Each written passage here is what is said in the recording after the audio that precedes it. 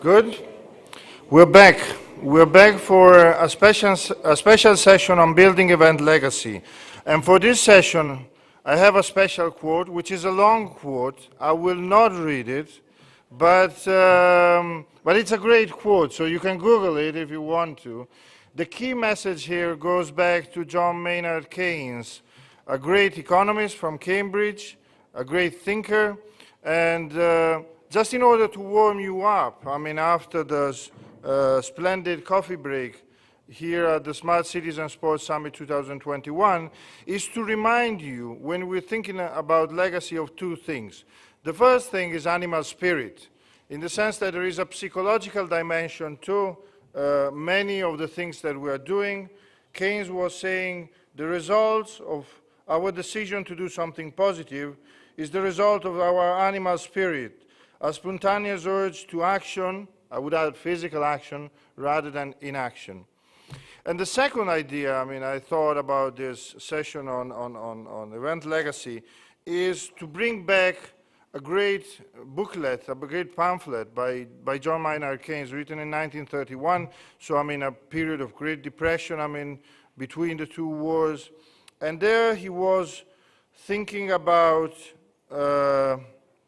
basically the future, and he was thinking about 100 years future in 2030, so very close to us. And of course Keynes is known for having said regarding inflation, in the long term we're all dead. But it's not the same as this booklet here, the economic possibility of our grandchildren. We need to think, when thinking about legacy and event legacy, the long term, we need to think in terms of optimism, and Keynes was saying in the future we will be having higher standards of living, people will be liberated from want, they will work no longer than 15 hours, maybe, and they will be devoting the rest of the time to leisure, culture, and maybe sports. So without further ado, I mean, this is just a lateral remark, let me pass the words to our next moderator, Simon Cooper, consultants. Let me invite Simon, and a round of applause, please, I mean, to bring him on stage. The floor is yours, Simon. Thanks a lot.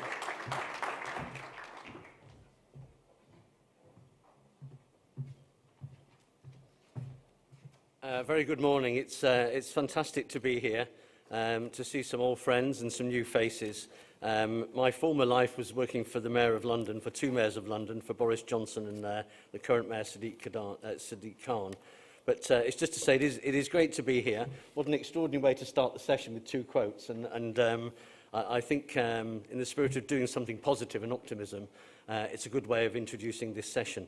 In order to do that, I'd like to welcome, we have four actually very distinguished speakers.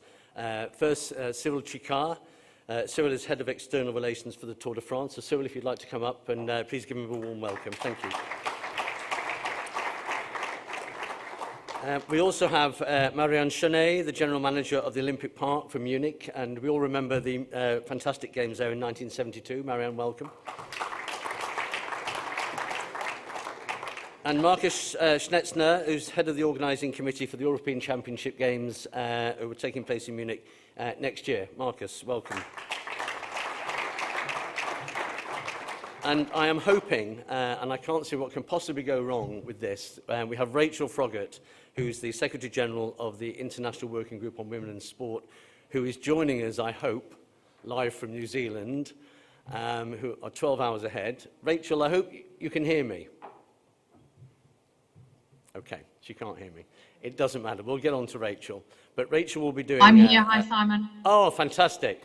There may be a slight delay. I know it's very late for you, Rachel, but we're looking forward to hearing from you about women in sport.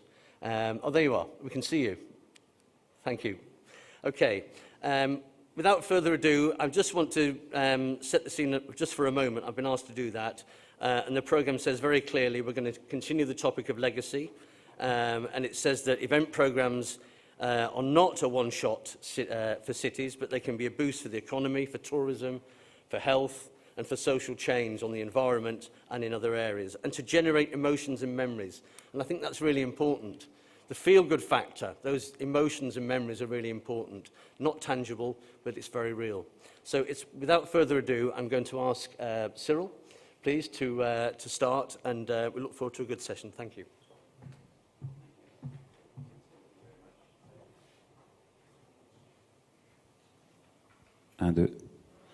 Thank you very much, Simon.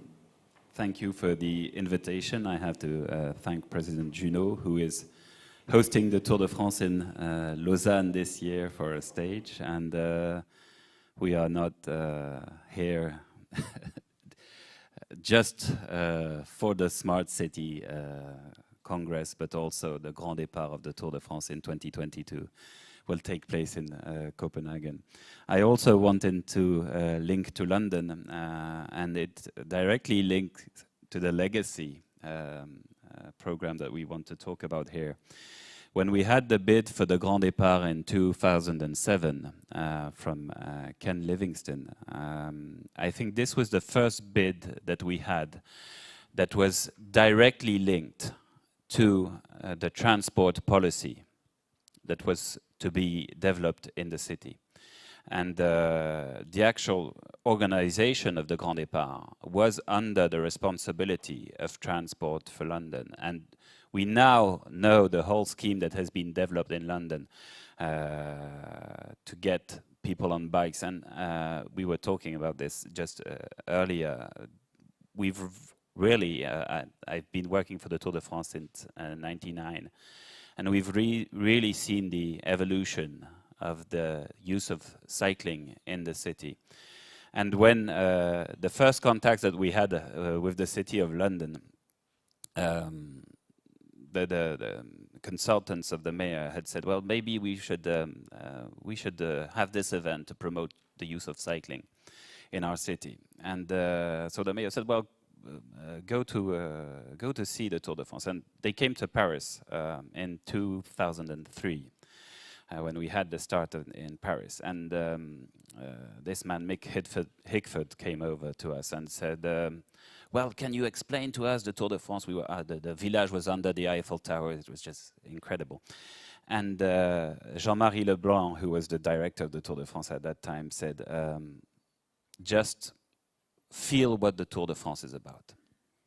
And so that's the only contact he had with us. And so the people from London walked around, saw the event, saw the public, saw the enthusiasm. And he came back to London and he said, we need this in London to promote cycling. And I think this was the first bid that was totally dedicated to the policy. Of course, there's a huge direct impact of the Tour de France for the cities, and we will talk about this. But just for you to get this global feeling of the Tour de France, I brought this video with me with former Grand Départs explaining what the Tour de France is. Please.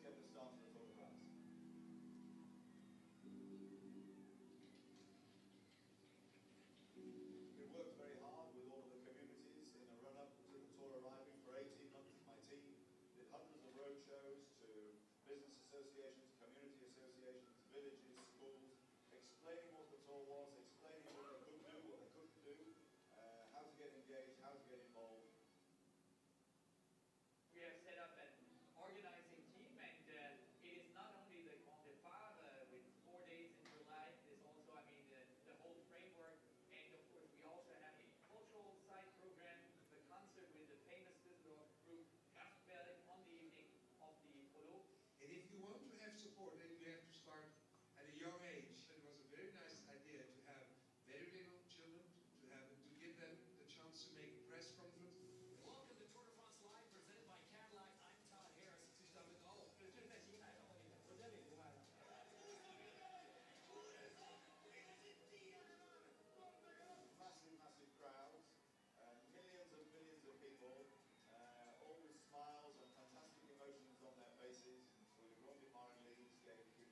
sense of pride, and we saw people getting engaged and bringing communities together like we've never seen before. We wanted a massive event to put Yorkshire on the map. Le grand débat du Tour de France nous donne l'opportunité de présenter la ville comme il est, très belle, très attractive, très dynamique et très jeune, une destination optimale pour les touristes du monde entier.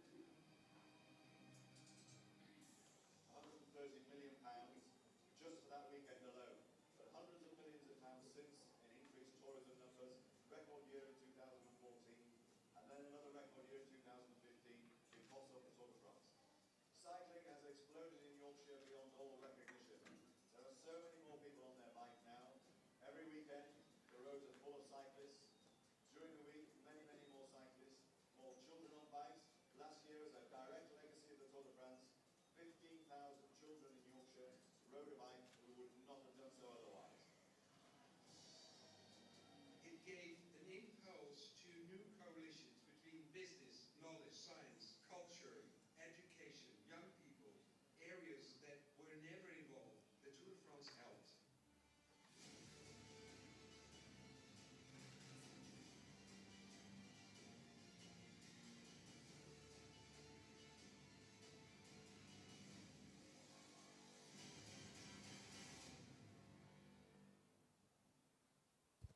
Okay, so it's always easier when other people talk about what you're doing than you are doing it yourself. So what I wanted to say is, whatever you do about legacy, you first have still to work on the organization of the event itself.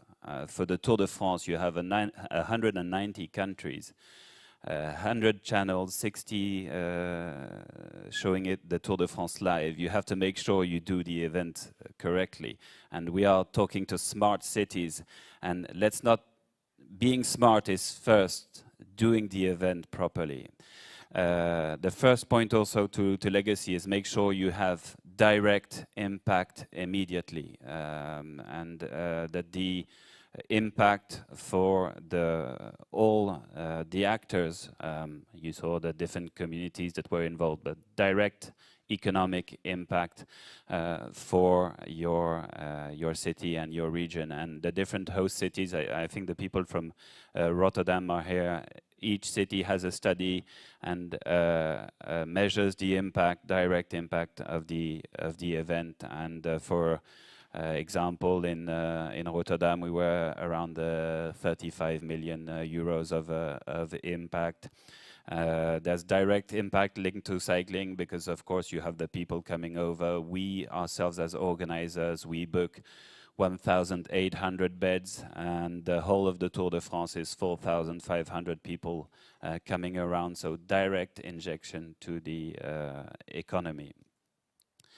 All these media showing the Tour de France, of course, as I said, if the organization is not working properly, everyone sees it, and whatever you do to work on the legacy, this is going to be just ruined by some organization problems. And commit to this and keep this in mind. I'm talking to all the cities who are working on the coming events, all the side events, all that you are doing around that. Please make sure that you are also committed to the organization of the event itself. And regarding cycling, we are directly on public spaces, directly on the road, and directly linked to the public. And so that means that you have extra commitments to that. Coming back to the legacy, I would also like to underline one of the examples that had been said to promote cycling when we were in Rotterdam in 2010. There was a specific action put forward by the mayor to get some communities to cycle, some people, adult people who were not used to work, and go to specific people, populations, communities, and put these people on bikes, also to emancipate the people, and very dedicated actions linked to the Tour de France. As the mayor of Utrecht said, the Tour de France helped.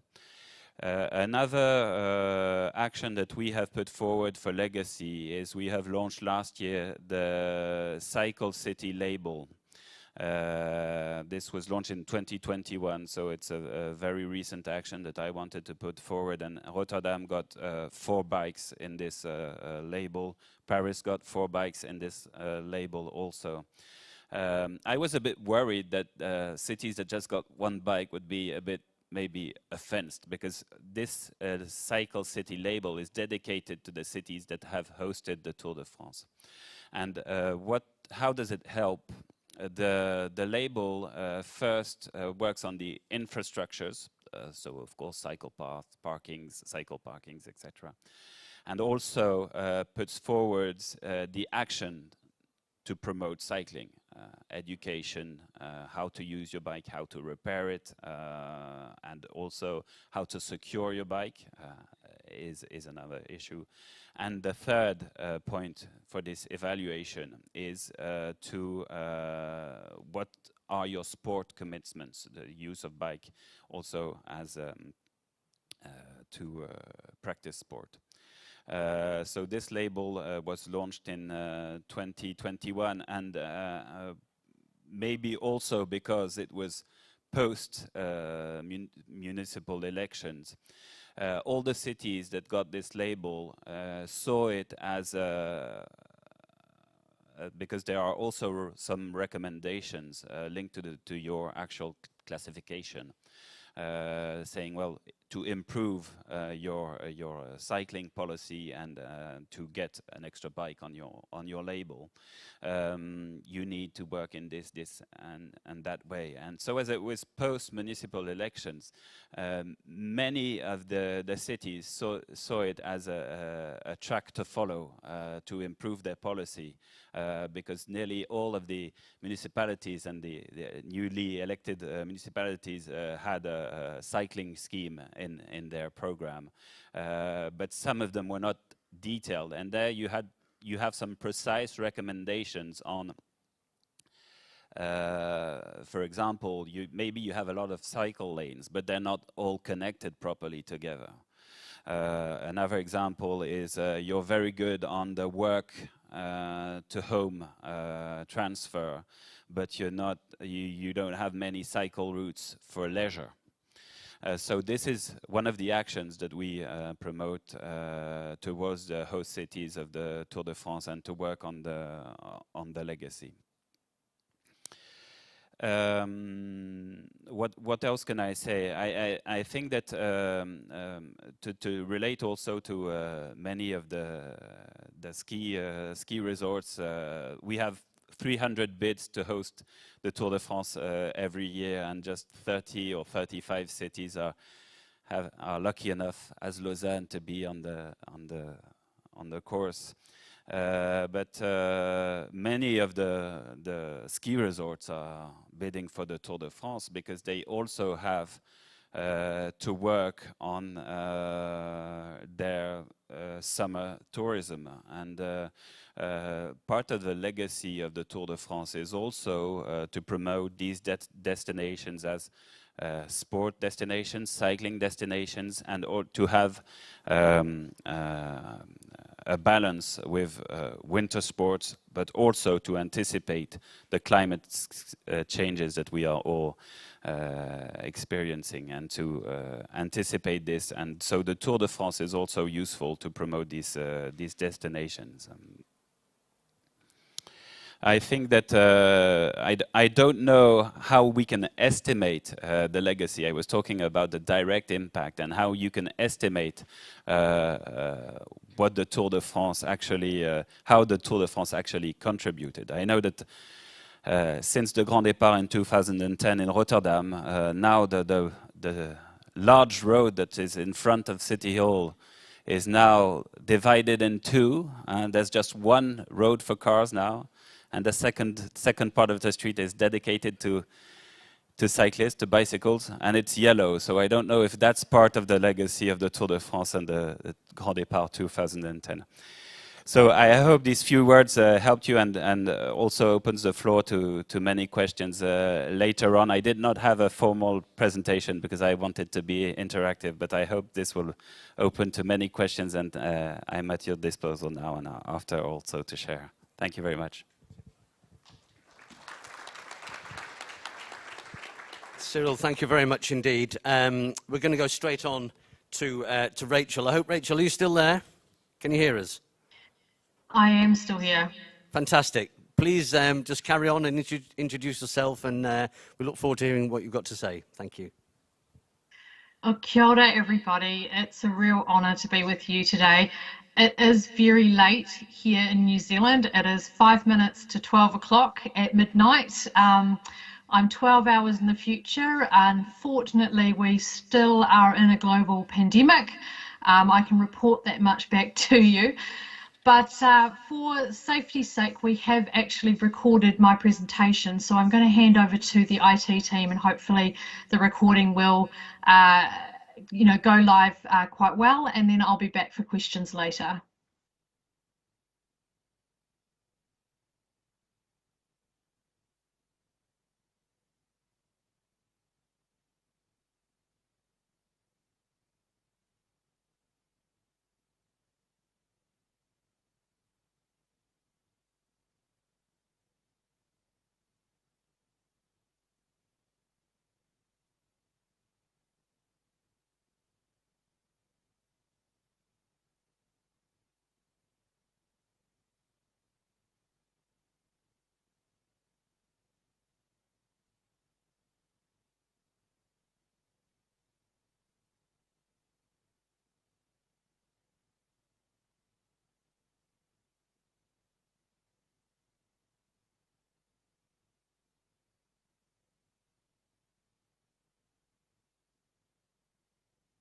Scale of the Tour de France, for example.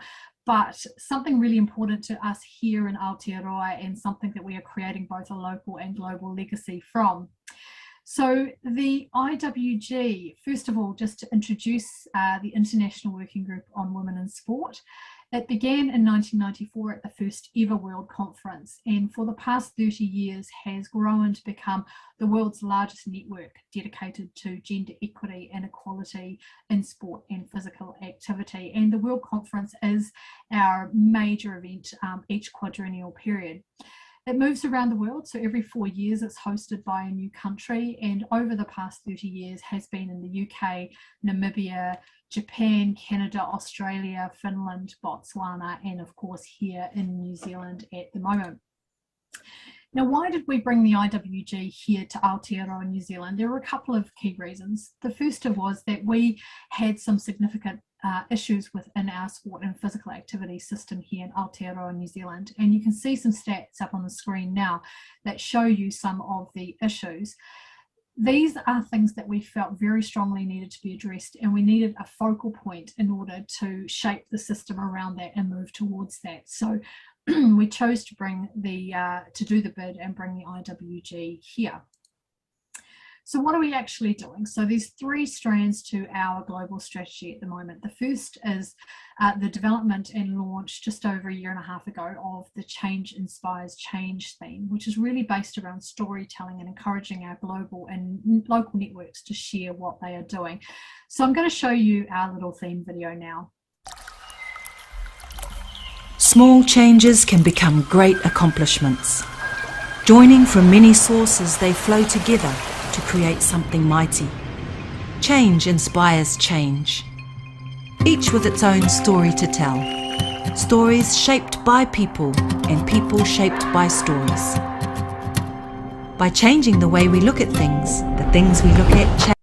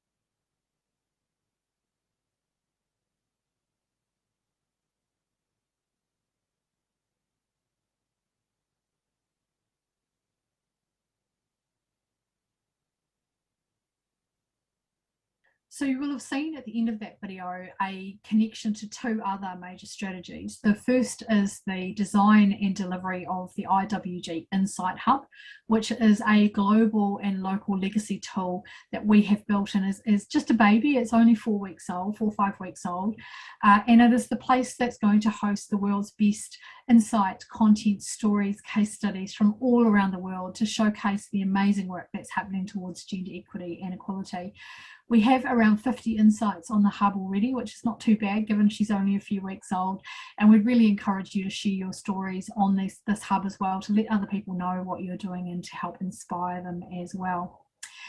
The third part of the strategy is delivery of the event itself. So as I mentioned, it is a major industry event. In Botswana, it attracted around 1,200 global and local leaders from all around the world, you know, from the upper echelons of the IOC through to local delivery agents across Africa. This time around, because of the impacts of COVID-19, a silver lining has been that we've been able to create this as a full hybrid event, which means we will be running the 4-day event physically here on the ground in Auckland, New Zealand, but also using a world-class conferencing system to create a highly interactive and immersive experience online as well, so that people can come in from wherever they are in the world, or if they happen to be here in New Zealand, and be well connected, be able to collaborate and be able to plan for the future, something we need more than ever because of the impacts of COVID. Now we're here to talk a bit about legacy, and I'm going to talk about this in two parts. The first part is that our local legacy from hosting IWG has been significant. So it came to us in October of 2018. We bid at the beginning of 2018.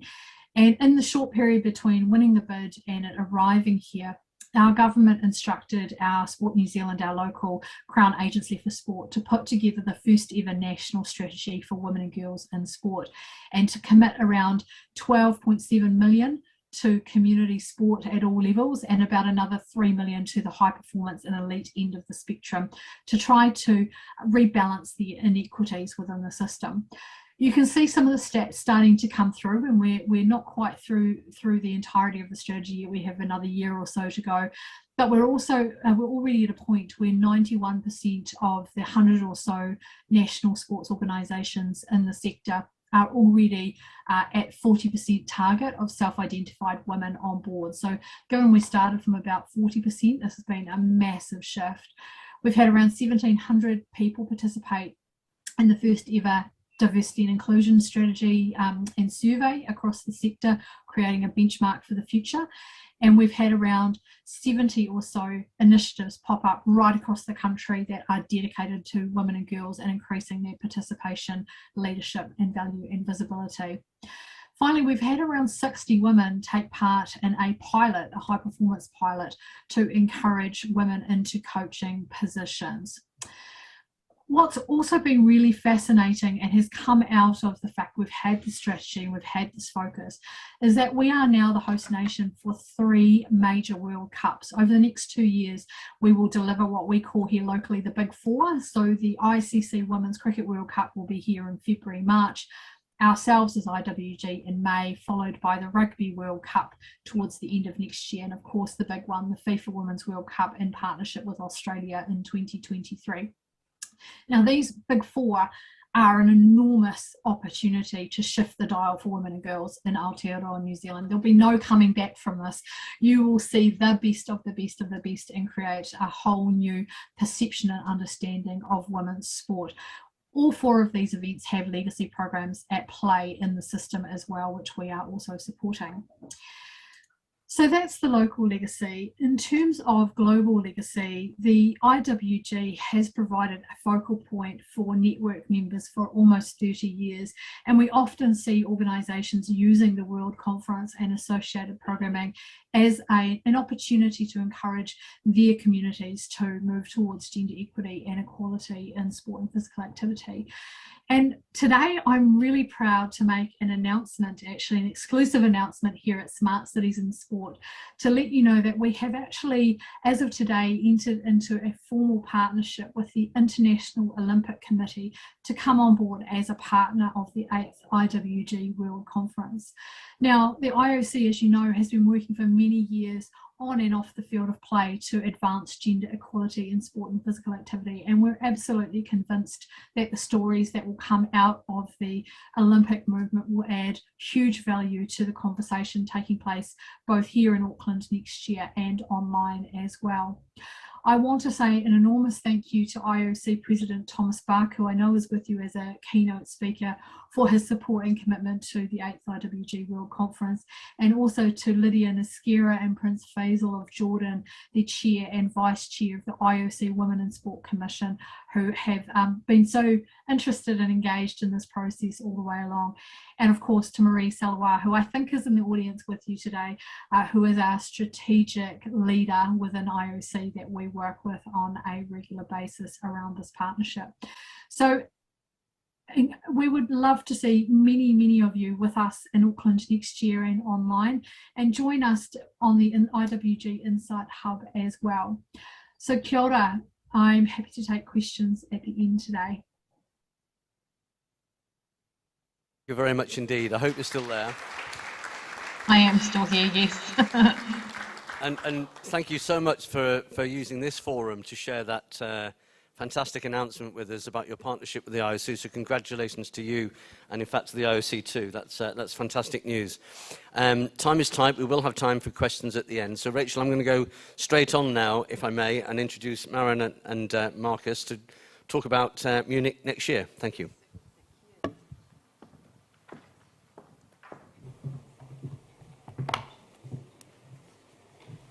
So, first of all, hello to everybody. We are very proud to be here, and it's nice to see you all in person. And thanks to the organizers of the Smart Cities and Sport Congress to give us the opportunity to present the European Championships today. So we start with a short video showing the variety and the highlights of the events that have taken place at the Olympic Park over 50 years. So it's always the same.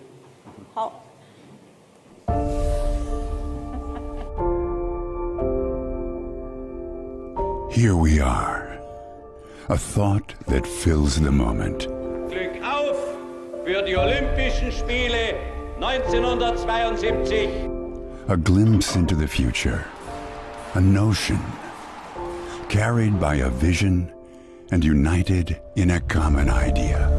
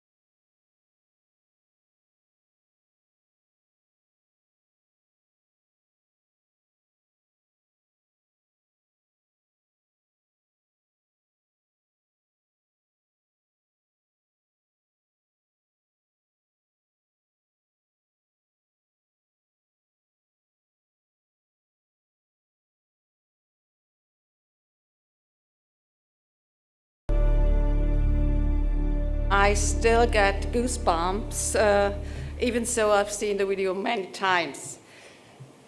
So back to the roofs, I think is a fantastic and a unique slogan that takes us back under the roofs, under the world-famous tent-like roofs, to our legacy from the 20th Olympic Summer Games 1972. So many of us know that Germany intended to show the world a democratic and open-minded society.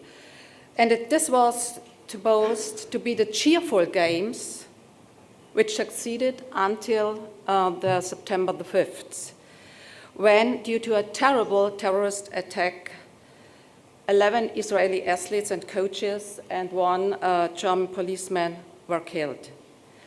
Though the victims will be commemorated with a memorial service and various actions throughout the next year. But we also have a very comprehensive and diverse program throughout the whole year. And what we want to show is the legacy of the past, the present, and we will transform it to the future, 72, 2027, 2072. So we put out some special, could you go back? So, thank you. Some special actions in the Olympic Park, but the program will be in the whole city. So many institutions are involved in this legacy program.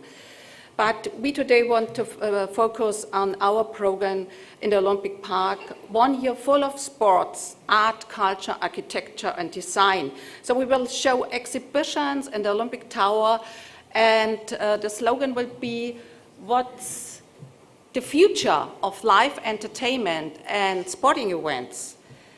So we will also have yoga sessions and rock concerts and anniversary tours, and we will lighten up the Olympic Tower. For some of you, it's not nothing special lighting up a landmark, but in Munich it is special because we are not allowed to light our Olympic Tower. So next year this will be a very special lighting of the tower on special occasions. So there will be event days where everyone can participate, but we are also in the contact with our National Olympic Committee, the DOSB. So we will have a welcome party to the Team D, Team Germany. And we also will have a cooperation with our partner city, Sapporo. And it's very nice to say that we made the contact in 2019 when the World Union of Olympic City, the Assembly of the World Union of Olympic City, took place in Tokyo and Sapporo.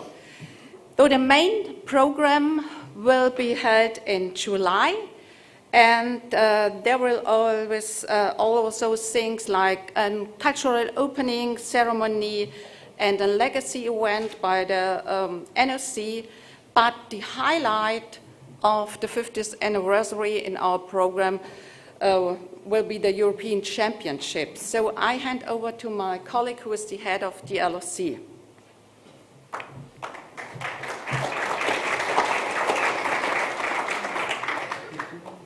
Yeah, Marian, thank you very much, and welcome also from my side. I'd like to give you some insights of our highlight event, our biggest event, the European Championships that will take place in August 2022.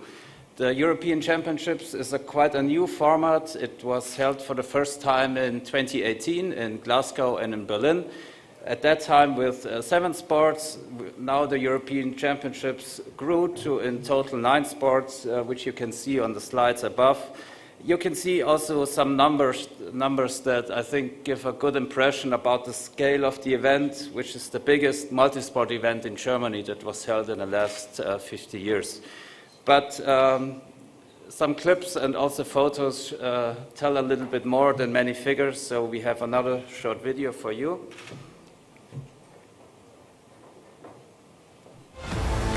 50 years after the Olympic Games in 1972, Munich is welcoming Europe back to the roofs. The Multi-Sport European Championships 20.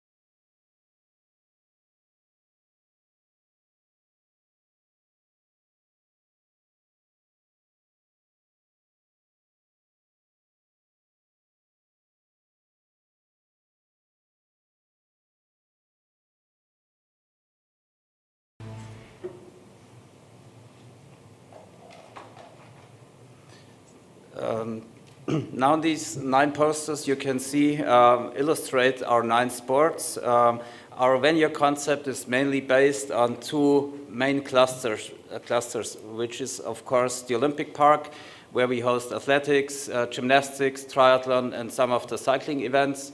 And another cluster is really downtown in the heart of Munich, where we host beach volleyball, sports climbing, and some of the road events from athletics and also cycling.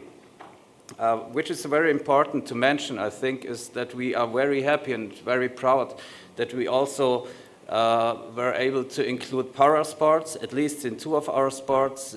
These are rowing and canoe sprint, and we are very happy that we could achieve this goal. And what is also important, that we still use some venues from the 72 Olympic Games. In total, these are 5 venues for competitions, and on top some more venues for training purposes. Now I would like to focus a little bit on the main topic and the main assets of this panel, of the session, and I'd like to hand over to Marion again. So could you go to the next slide? Next one.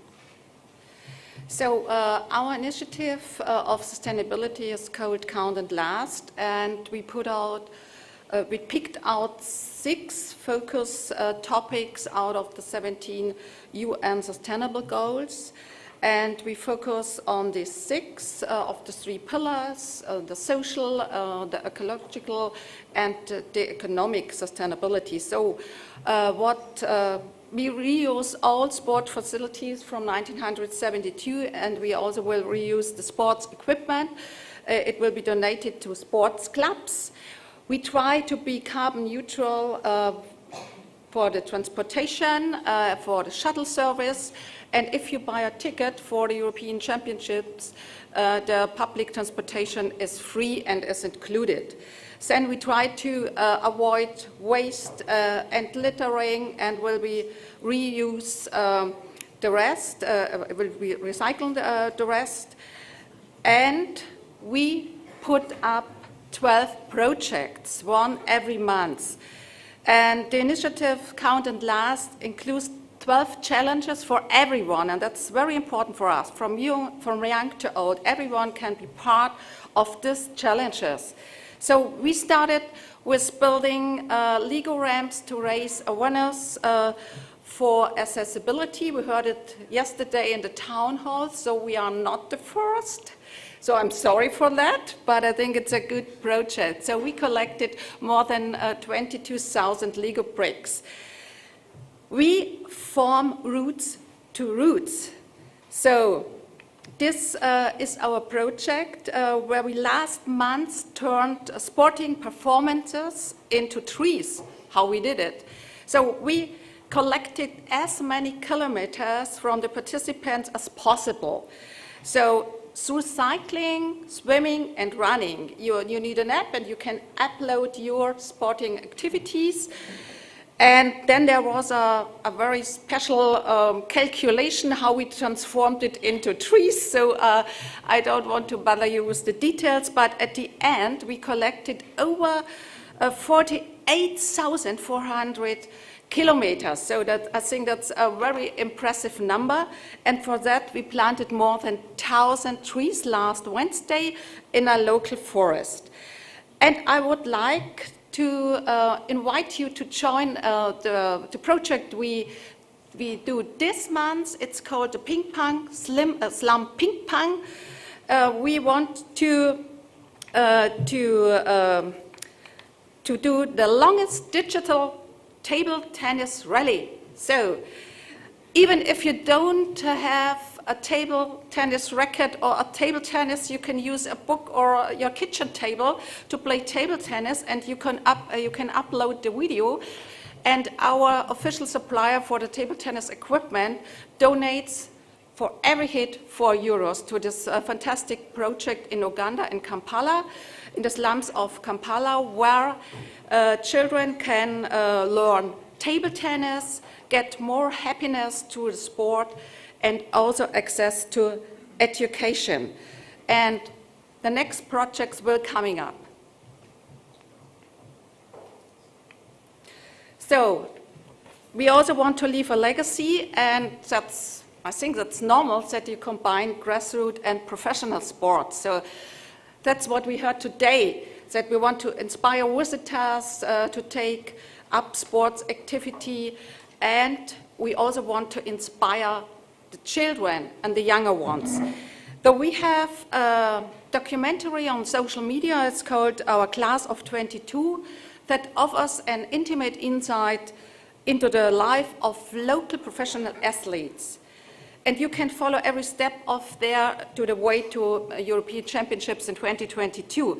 And they are also role models for our children. And this is the future class of 22.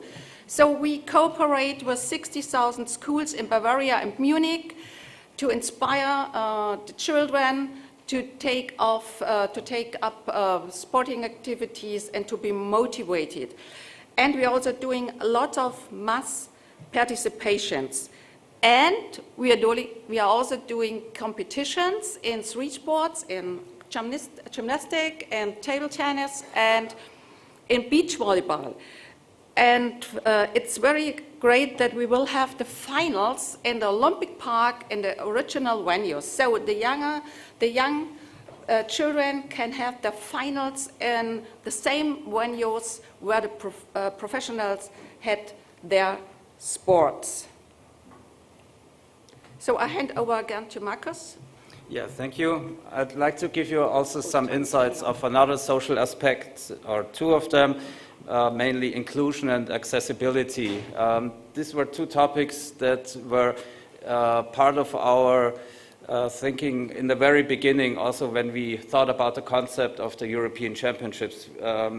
And also now at that time, as we are very operational at the moment, it still dictates our doing. And we think it's very important that we also provide things that might be new. When you think about accessibility, you mainly think about ramps for wheelchairs, but it's way more. And therefore we decided to invest also some money and to raise the awareness for such topics. For example, we will have audio description for blind people on site. They're able to follow the competitions, and also we have interpretation in sign language. We will have sign language interpreters on site in every venue to help people to understand and to be able to follow the competitions. And on top, we have also some technical support for people with hearing devices. And this whole package helps us to hopefully set a new standard for multi-sport events here. But on top, it's not only talking about social aspects, sustainability is also about economic impact, and I'd like to hand back to Marion for the last time. If I didn't say to you that time is over, could I just ask you just to pick out, a couple of very, very key final things? Yes, at least only some figures on the economic impact. You see that we have 130,000 overnight days, but that's only for the team, for the crews, and for the vendors. We have to sell, that's our plan, 95,000 tickets. And for the tourism sector in Munich, there will be a revenue around about 122 million, but that's not the indirect profitability, sorry for this tongue twister, but the indirect profitability will be much higher, though that is only the revenue for the tourism sector. But at the end, we hope that we will see you all next year for our 50th anniversary and during the European Championships which will take place in August next year. So, thank you. Okay, thank you very much indeed. Thank you. We started a little late, so there is time for some questions, and while we're pondering that, Rachel, are you still there with us? Rachel? Yep, I am still here. Can I, while people are thinking of questions, just ask you, because you mentioned the 1994 Brighton Declaration, and we talked previously about this. I had some personal involvement in getting the UK government to sign up to this in '97 because it was reluctant to do so in '94. But I wanted to ask you what you feel has been one of the main impacts of that. I know we've had the Helsinki edition since then, but what has been the main impact of that declaration? There's now 600 signatures. The IOC partnership is fantastic. So what is the biggest impact of that? And what do you see as the greatest challenges going forward, particularly in relation to perhaps to COVID, where there's been some disparities on ethnicity and on gender? And will that add to your kind of program going forward with your new strategy? Yeah, thank you. So for those of you less familiar perhaps, the Brighton plus Helsinki 2014 Declaration on Women in Sport is the world's oldest and largest treaty around gender equality in sport and physical activity. And as Simon mentioned, it was established in 1994 and to date has nearly 600 signatures, including the IOC. It contains 10 principles by which organisations are committing themselves to when they sign the treaty, by which they pledge essentially to create fair and equitable systems and structures, creation of venues and facilities, and a number of other components of a fair and equitable system. We actually just went through a fairly recent review of it, and it's actually still very relevant because it's tied very closely into a number of really important international treaties of their own, such as the human rights legislation, UN human rights legislation, and for people with disabilities, for example. But I think that when we come to the IWG World Conference in May 2022, COVID and the post-pandemic impacts are going to be an incredibly large topic. And I think it will be the first time that the global sport and physical activity community has been able to get together in person and have this conversation and actually realise how far-reaching the impacts actually have been, and the inequities that have existed pre-COVID are now manifold, and particularly in continents like Africa. So I think there's going to need to be, and we believe quite strongly, a unified global approach to clawing our way back to where we were pre-pandemic and pushing forward. Okay, thank you very much indeed. Can I now offer the questions open to the floor? Is anyone got a question for any of our panelists? Jim, I think that's you, isn't it? Could you just say who you are and where you're from if you have a question? Thank you. We've got a microphone, Jim. There you go. Jim McKenna, Lake Placid, USA. My question deals a little bit about the impacts, and I know all of you have identified it a little bit. As time rolls on, and we hear more and more about over-tourism and event fatigue, and our residents being a little over-concerned about big influxes on a regular basis to our cities, and a lot of times we always identify direct spend economic impact.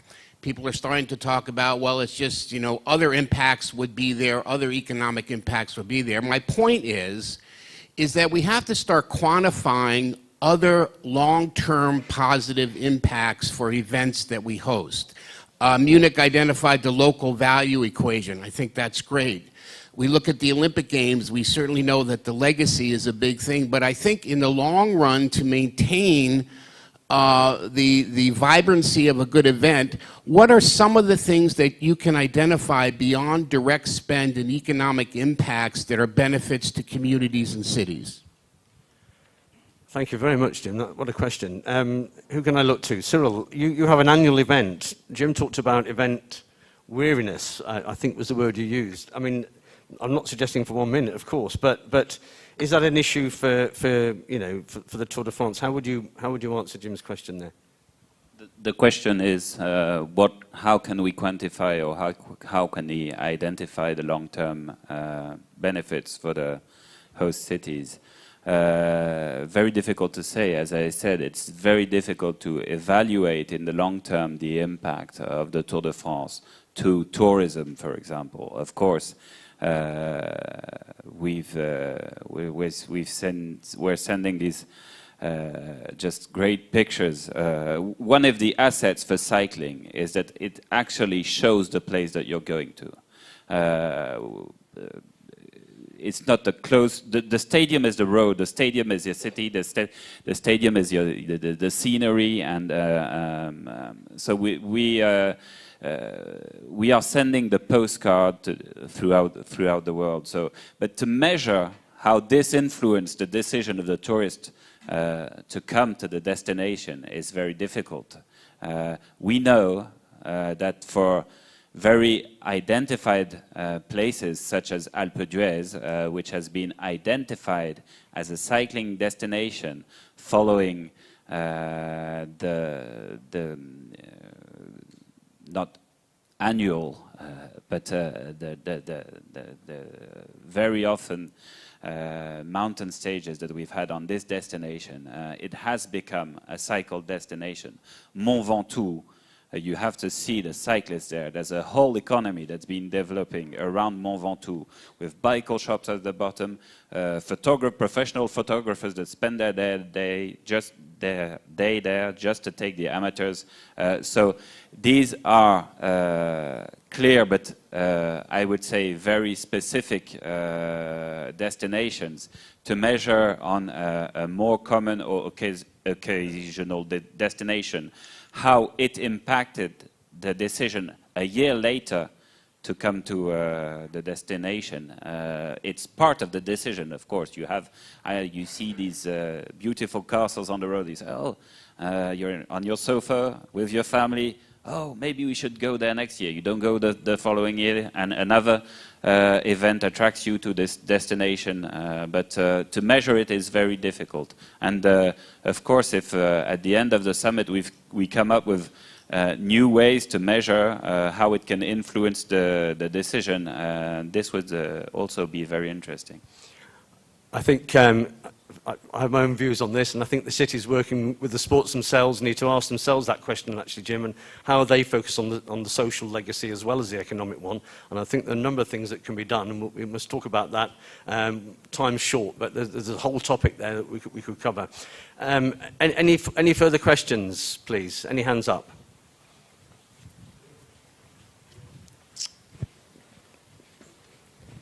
At the front, thank you. Hey, I'm Stephen from Neom from Saudi Arabia. It's less a question about host city itself, but more about the event format. And one thing that kind of stood out to me on one of the slides was a focus on TV and radio broadcast, which then raised a question inside of me. What is actually the plans for these event formats to attract younger audience? So if we look at the UEFA, for example, they have now partnered with Amazon Prime to bring it more to a younger audience on streaming services. What are the plans for like Tour de France or the International Olympic Committee to try to attract younger audiences to enjoy the sports? Maybe you can answer this, Maren, from your event.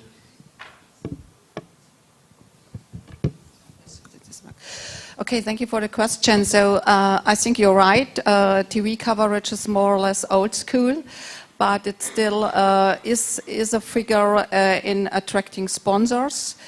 But we are very, very present on social media. So our team, we have a staff around about 150 people are working at the LFC at the moment. I think the average age is about 30, or Marcus, is it? Okay, you are one of the, of the older one, and I'm the eldest. So, so we do really concentrate on social media. All our projects will be distributed on Instagram, on Facebook, on LinkedIn, on, do we also have to do TikTok or? Not yet. Okay, Twitter and all these things. So, and we also added two sports, two newer sports like climbing and beach volleyball, which attracts more the younger target group. Though that's our concept, more or less. And also to a short answer to you, this was a very good question, and I really regret the last slide for us, because that's not the thing we wanted to transmit. So our goals are really going further for the future generation, into the future, like a circular economy, like social, creating social impacts, like inclusion. And but you need these figures to convince your public funders and the sponsors. That's the point. Okay, Francesco, I'm conscious we've had an hour now. Can we do one more question, or are we? One more. Okay, thank you. Does anyone have a final burning question that they would like to ask? Okay, well, we've had our time. Can I just, in summary, say just a couple of quick reflections? Cyril, you said have direct impact immediately, and I think that's a really important point that came from your presentation. So much, Rachel, from you, and you know, I wish you good luck with the conference next May, going forward, and your partnership with the IOC. You can go to bed soon, so I'm sure you're glad of that.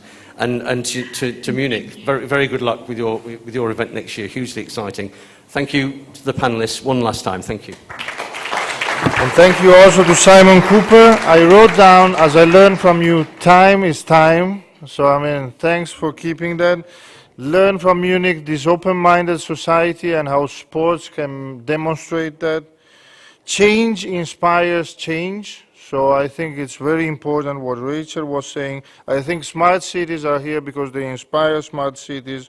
Let me underline very much that smart cities and sport inspires us all. So a round of applause as we prepare for the next panel to the mayor of the city of Lausanne and the president of the Smart Cities and Sport, Gregor. As you know, Melanie Duparc and her team, I wanted to do that, I mean, before the conference was concluded. I mean, a round of applause because, I mean, as Cyril was saying, organization is a necessary but not sufficient condition for a great depart. We had a great depart, and we move slowly into the next session, which is let me thank you again, I mean, you're free to go. The next session will be the